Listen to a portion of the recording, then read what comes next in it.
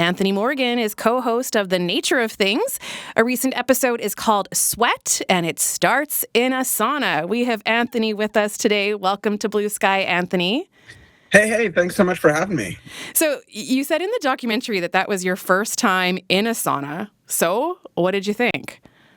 It was lovely. Honestly, when you hear people talk about sauna, you have all these expectations. I thought it was going to be a bunch of older, sweaty gentlemen in towels kind of talking about the good old days. And I really didn't know what to expect, but I got in there. And once you get over the kind of initial shock and like you feel like you're kind of starting to melt, if you start to breathe, you can actually start to really enjoy it. So I really liked it.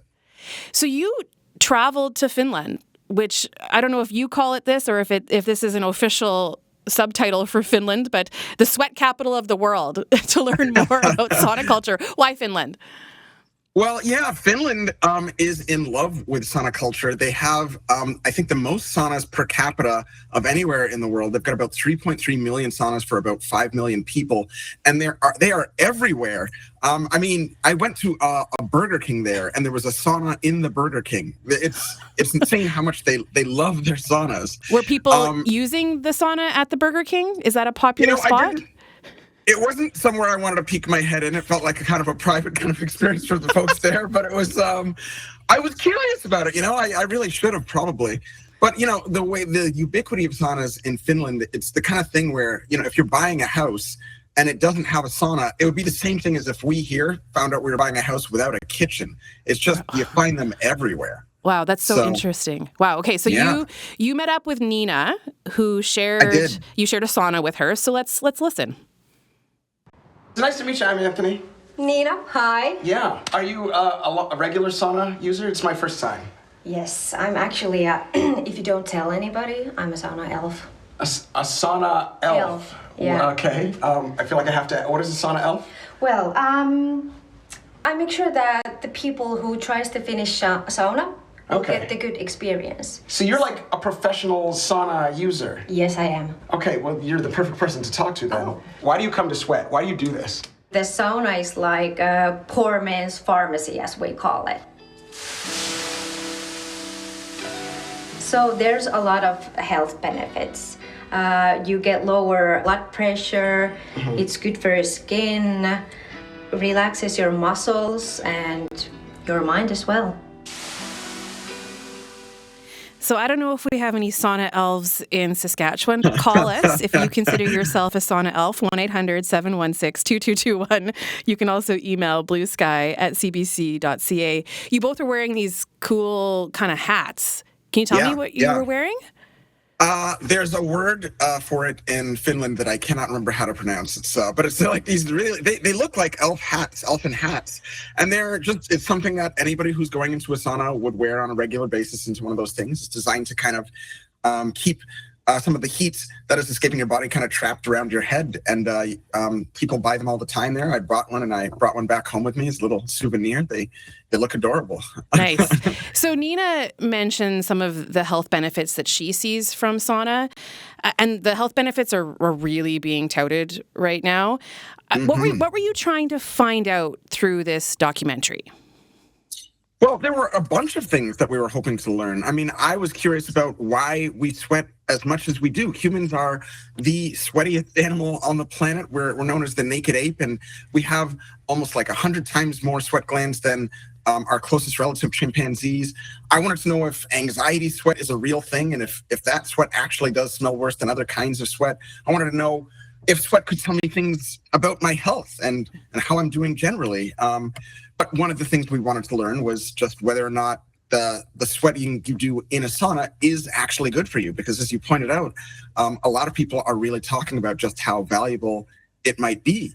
Yeah, we're gonna let people hang around to get to that answer because I think a lot of people are really wanting to know. But we actually have a caller already on the line, so let's say hello to Ray. Yeah, Ray in Regina. Hi, Ray. Oh, hello there. How is everyone doing? Oh, we're great. Are you a sauna elf or just someone who loves sauna? I love saunas. I do it every single day. Every day. So what kind of sauna do you have, Ray? So in my basement, I have an infrared sauna. So typically what I will do is do some kind of workout, either ride a bike or do a high-intensity workout or weights. And shortly after that, I'll do an infrared sauna. And how does it make you feel? I love how it makes me feel. I love the heat. I love the sweat. I'm retired. I'm an older fellow, so I have read that using a sauna 5 to 6 times a week can reduce your chances of a cardiovascular incident or dementia. I know there's some controversy around whether or not you're sweating out toxins. Some say yes, some say no. Those are all good, but I do it because I just love the feel of it. And you have an infrared one, so do you do it in the summer too? I do it in summer as well. Yeah, I do it pretty much almost every day. And are you doing it just for the physical health benefits, or do you get more out of it than that? I'm wondering about the mental health benefits. Mm-hmm. Well, it is. I find it very relaxing. I can do just sit there and do nothing. I can do a meditation when I'm in there. I'm learning German, so I can do some German lessons. So it depends on my mood. I could either just totally veg and just relax, or I can do something relaxing like learning some German or something. And it just totally relaxes my body. All my muscles feel very relaxed, and overall it just makes me feel very calm and relaxed. Well, I'm so glad you called. I feel like that's contagious, that calmness, that feeling of relaxation. So thanks for calling. I appreciate it, Ray. Thanks for taking my call. Bye-bye. Bye. That's Ray in Regina. You can call us to 1-800-716-2221. You can also email us, bluesky@cbc.ca. But we hope to hear from a lot of people because this is totally a trend right now. And I'd love to hear why people are doing it. You noticing that too, Anthony, that it's totally a trend right now? Absolutely, yeah. I mean, that's part of the reason we did the documentary is that the directors, when they came to me with this idea, they did so because they had one of the main directors built a sauna in his basement during the pandemic and fell in love with it, and could not stop raving about all the benefits of it and talked about the way that it had changed his life. And he's like, I want to know if there's something to this, and maybe there's this whole idea we can explore around sweat and the benefits of it. So I know several people who have begun saunaing and seem to really, I mean, they're not crystal clear about the health benefits, but they know that psychologically it seems to be really, really valuable. It's one of them described it like crawling back into the mother's womb. Just very kind of soothing. I was like, that seems a bit much for me, but it seems I'm curious now. I want to know more. Yeah. So you talk to people who know about this kind of thing. Yeah, I did. And you shared a few different perspectives in the documentary, which really leaves people to kind of decide for themselves, what they want to take from this. But why don't you set up the first perspective? Let's actually just listen to your exchange. Sure. In our first study, we showed that 4 to 7 sessions per week reduce the risk of heart disease by about 60%. Sorry, you said 60%? 60%, yeah. And all you have to do is go into a sauna 4 to 7 times a week? Yeah. So what is it about sitting in a sauna that reduces your risk of heart disease? So sauna reduces your blood pressure. It reduces stress. Sauna increases the secretion of heat shock proteins. I've heard about these. So they promote immune function, they cause tissue regeneration. So sitting in a sauna makes you release all those hormones that say, let's repair ourselves. Exactly. What were some of the other health outcomes that you were measuring? So we measured stroke, dementia, Alzheimer's disease, mental health disorders. The risk reductions were around between 50 to around 70%. Just sitting in the heat is enough to improve your health outcomes. About 3 to 7 sessions per week, and each session should last about 15 minutes. Yeah. I can do that. Anthony, you sounded genuinely shocked and impressed. How do you feel? How do you feel about those results now? I was genuinely amazed at those findings. I mean, 15 minutes 3 times a week is incredible to see those kinds of outcomes, like 60% decreases in things like depression, Alzheimer's, cardiovascular events. It was astonishing. And, most people, when they think about the things you have to do to make sure your heart stays healthy, they know that exercise is a big part of it. But, I mean, we're still in January, so everybody's still probably on that's New Year's resolution train where they're trying to get to the gym a couple of times a week, but we know how hard it is. And so the idea that I wouldn't have to exert really any of that effort or energy, I could just sit in a sauna, sweat, and get all those health benefits. I was floored talking to him. That was Dr. Cedar Knutsor, and he ran this study with more than 2,000 Finnish men that was spanned over about 26 years. It's the longest study of its kind, and he got these astonishing results. And I could not believe what I was hearing. Yeah, and yet some people still aren't entirely convinced, and we'll get to that. But we actually have another caller on the line. Let's say hello to Wonderful. Christine, who's calling from the Zagame First Nation. Hi, Christine. Hi, how are you? I'm well, thanks. What are your thoughts on this? My thoughts are, I'm half Cree and half Anishinaabe, and my thoughts are our people have been doing this forever. We've been in a sweat lodge, we've been sweating, and what we do, we sweat out our toxins, and that's the whole belief. Yeah. They don't call it a little medicine lodge for nothing. So I'm guessing, Christine, that is something you've participated in before. Can you tell me about the personal experience of doing a sweat? I've been sweating all my life, ever since I was a child. So what we do is we heat up the rocks. We have a covered lodge. It's usually made out of willows, and then we cover it up, and they bring in the hot rocks, and we pour in the hot rocks, and we sing, and we pray. We do it probably 4 times, 4 rounds, and they last somewhere between, 15 minutes, 20 minutes. And we have a little break in between, and then when we're done, we have a little feast afterwards, and we give thanks. And the sweats are just amazing. Yeah, and I understand the spiritual aspect of it, coming together with others, that time of prayer, but the actual physical side of sweating, what does that do for you, Christine? For myself, I'm a very active person, and the sweating, in my belief, I'm sweating out. I'm sweating, and I'm getting my white blood cells just going, and they're contacting, and they are fighting whatever viruses, whatever bacteria is in my body. So I believe in my heart and my soul that I'm getting physically well at the same time. And it keeps getting hotter and hotter, right? Because you do a sweat in rounds, right? Yes, we do. So each one is just a little bit hotter? Yeah, each one is a little bit hotter, and then they have the last round. Maybe we'll have, sometimes they'll have 40 rocks, 60 rocks. All depends on the reason. But they usually start off with 5 and keep going from there. Is there some significance to that, the fact that it is in rounds and that it does get hotter and hotter each time? I think, just basically we follow the number 4, the 4 directions, and we do everything in 4. So I think basically it's just progressive heating, I guess. Yeah. I find it amazing. I'd be really curious. Yeah, Anthony, jump in there. Yeah, I'd be really curious if you've ever gone any sort of periods without sweating for a while, and then if you have you noticed a difference between the times you're sweating and the times you're not? I do, because I believe that sweating, my skin is my 3rd kidney. That's what I believe. And so I find that I get, I'm older, I'm in my 50s, and I find that if I'm not sweating, I get backaches. My kidneys hurt because my body's not detoxing properly. So to me, it's a health benefit as well. And so then once you go back in the sauna after that period with, abstaining, you find your back pain gets better? Oh, yeah. All it goes with exercising, just sweating it out, always sweating. That's Anthony, amazing. I can just see your brain working, because knowing how much insight you have into sweating, that's a very specific thing.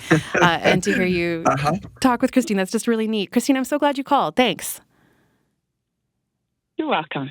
That's Christine joining us from Zagame First Nation. I know we've got one other person on the line, but I just want to share another piece from the documentary, Anthony, because I mentioned that there's some I don't know, skepticism the right word to say, how some people respond to that first study that you maybe just add some context there.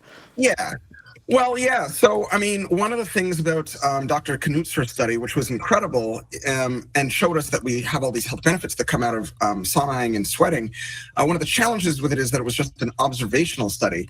And so there are these correlations between people who sauna regularly and the kind of health benefits. And one thing they teach us again and again when you're a scientist is correlation is not the same as causation. And so if you want to really know, is it that the sauna is helping you, or is it just that these people who sauna regularly happen to have a very healthy lifestyle the way that our last caller had? To figure out what's actually driving that change, you need to run really controlled studies. And so there is some skepticism in the scientific community about whether or not saunas are actually helping the way we think they are, or maybe it's just kind of more of a kind of psychological as opposed to physical effect. And so I speak with a researcher who's looked into that a little bit more. Okay, and he's an exercise scientist. What's his name?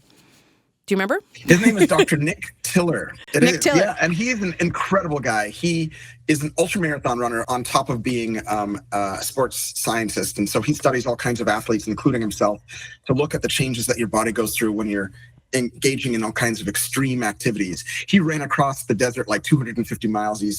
He's wild. He's just an incredible guy. So you didn't just talk to him, you ran with him. Let's listen to your exchange with Dr. Tiller. There was one study that was looking at the benefits of sauna. You had a dramatically reduced risk of cardiovascular disease, much lower chance of dementia or Alzheimer's. There seemed to be some benefits to regular sauna exposure, psychological benefits on health and wellness and quality of life. In terms of the direct physical effects, I'm not quite as convinced. Most of the research that's been done is just observational and then looking at correlations. So it might just be, for example, that people who use saunas more regularly just have generally better lifestyle. What up? Got my buddy here. Just crushing a 100K real quick before lunch. When you look at research where they have included a control group, you see no difference in the cardiovascular function. So it could just be that sitting in a nice, quiet environment, being nice and relaxed and de-stressing has beneficial effects on cardiovascular function. A lot of people swear by using saunas. If this is something that you enjoy and you feel that you benefit from, then it's absolutely valid. But in terms of the direct physical effects, I need a little bit more convincing. In terms of health and well-being, quality of life, there is no better intervention than regular exercise and physical activity. If you really want the true health and wellness outcomes, it takes time and it does take effort. All right, hill reps, let's do it. Yay. Come on. Go.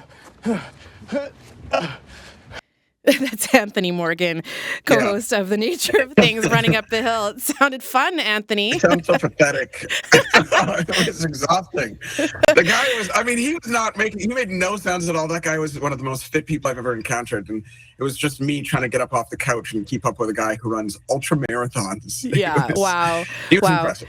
But interesting to hear him talk about, some of that. Like, you thinking even about people in Finland, like, they sauna, but they also are an active culture, right? They do a lot of cross-country skiing, active transportation, that sort of thing. So some interesting things to think about there. Our guest today is Anthony Morgan, who is co-host of The Nature of Things, and you're hearing bits from Sweat. This is an episode where they look at the complex cooling system of humans.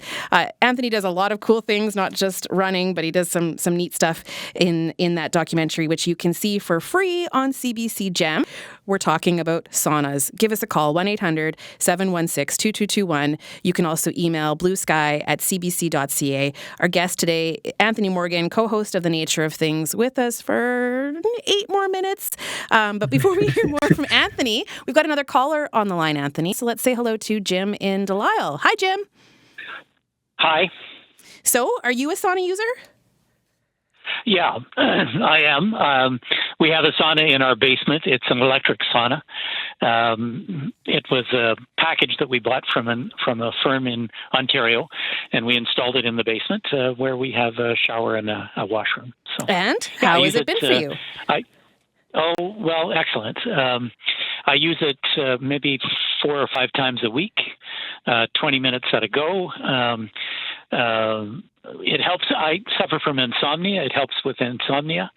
And it also helps with my knees. I have painful knees, and it alleviates the pain. Nice. Well, Jim, I'm glad you called. And Anthony, as usual, you're a curious person. So you probably got a question for Jim. I do have a question. So what was it that initially inspired you to start saunaing? Because, I mean, for me, I'm 38 now, and it's only recently that I've seen people starting to get into it. What was it that got you excited about it? About 12 years ago, my wife and I took a trip to Vancouver Island to visit our daughter who was studying at the University of Victoria. And we rented an Airbnb that had a sauna attached to it. And it helped with my knee pain the first time I used it. So that's what got me started. So you weren't even expecting any improvements. You just thought, well, this would be a nice relaxing thing to do. No, I had no anticipation of any benefit. As a matter of fact, I'd sort of given up hope that my insomnia would ever improve, and I assumed that sooner or later I would have knee operations, which I eventually did. I have artificial knees now, which continue to pain me, and the sauna continues to help with that. Wow. Isn't that something? Okay. Jim, thanks for calling. Appreciate that. Okay, you're most welcome. That's Jim in Delisle with his sauna in his basement. I'm speaking with Anthony Morgan today, co-host, one of the co-hosts of The Nature of Things. I have a question for you, Anthony, because we're hearing about different kinds of saunas. I'm more of a steam room girl because that's what I have access to at the YMCA. But it even makes me think about hot yoga. I dabbled in that for a bit. I got a friend with a hot tub. Kind of wish I had a hot tub. But physiologically, do we react differently to different kinds of heat? Would I be getting any benefits from the same kind of benefits from the steam room that someone's getting from a sauna? Do you have any thoughts on that? Yeah, it was a really great question. I think one that's on a lot of people's minds. What Dr. Knuser's study found was that if you wanted to see the benefits from sauna, you wanted to keep your sauna, the temperature in your sauna anywhere between 80 and 100 degrees Celsius, and you wanted the humidity around 10 to 20%. And that might make a difference because the percent humidity in the room alters just how much your body is capable of sweating and how much that sweat can then cool you. So the way that sweat works is there's this layer of water on your body that evaporates off into the air, and that takes some heat with it. It keeps you cool. But if you're in an environment where the humidity is really, really high, as it was when I was in an ice sauna in Finland, the humidity in there was anywhere between 90 and 100%. It means that your body literally, the air literally cannot absorb any moisture from your body, and you cannot cool down.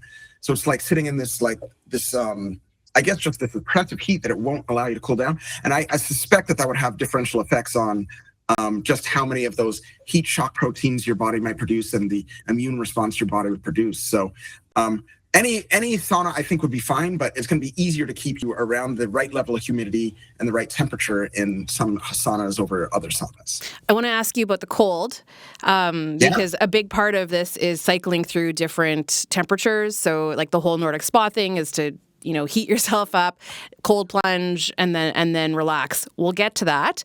But I just want to share what you learned from people in Finland about why they sauna. So let's listen to that piece of the documentary. What is it you like about the sauna? Because it relaxes you. I think it's meditation for us Finns, yes. I know it's a place to be quiet and it's a traditional Finnish place. I like when you have also cold. So you go inside the lake. Yes. Have you guys all tried that cold dipping stuff? Yeah, that's amazing. Yeah.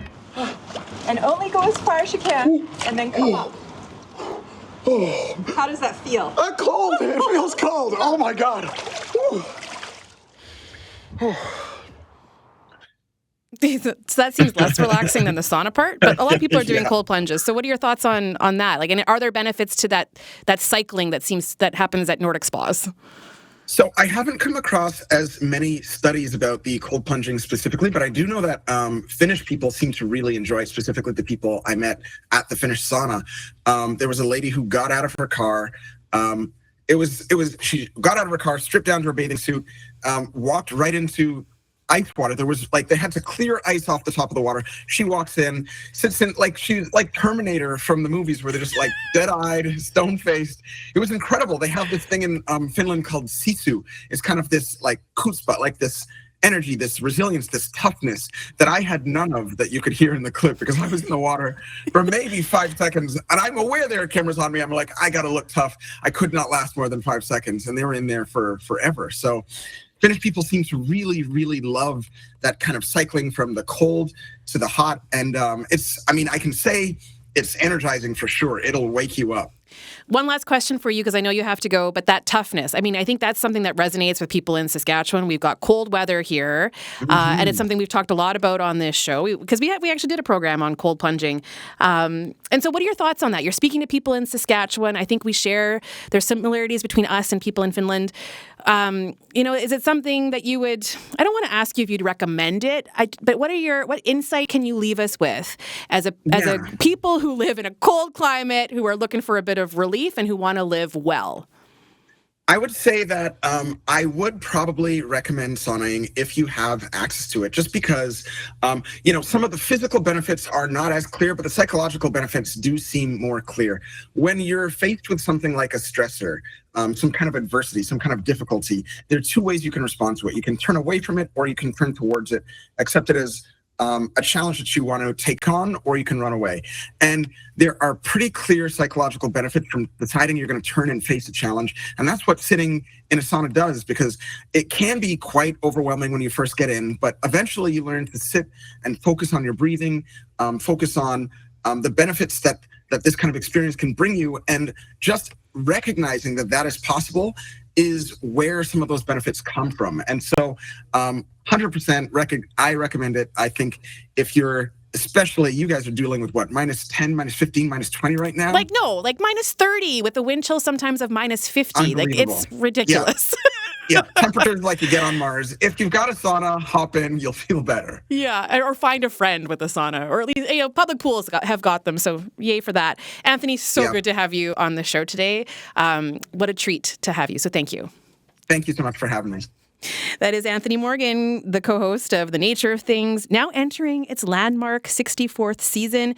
You can watch CBC TV Thursdays, 9 p.m. local time, or you can catch up anytime on CBC Gem and the CBC Docs YouTube channel.